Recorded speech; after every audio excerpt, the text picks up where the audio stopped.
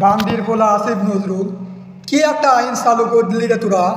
প্রবাসীরা নাকি 60 দিনের বেশি দেশে গিয়ে থাকতে পারবে না, যদিও থাকে তবুও তার ফোন হাতে থাকা ফোনটি রেজিস্ট্রেশন করতে হবে। কি খেলা খেলা দেখাইলি রে আসিফ নজরুল। প্রবাসীদের নাকি এয়ারপোর্টে ভিআইপি মর্যাদা দিবি, কিন্তু প্রবাসীদের ভিআইপি মর্যাদা এখন হচ্ছে এয়ারপোর্টে মাল সামানা চুরি হচ্ছে, এটাই কি ভিআইপি মর্যাদা প্রবাসীদের? প্রবাসীরা কি করতে পারে একমাত্র হাসিনা সরকারই জানে যে প্রবাসীরা কি করতে পারে।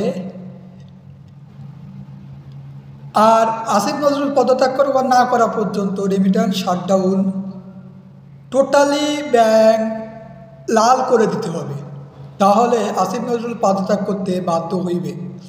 তাই প্রবাসীরা যে যার জায়গা থেকে রেমিটেন্স শাটডাউন করুন, আবারও শাটডাউন করুন।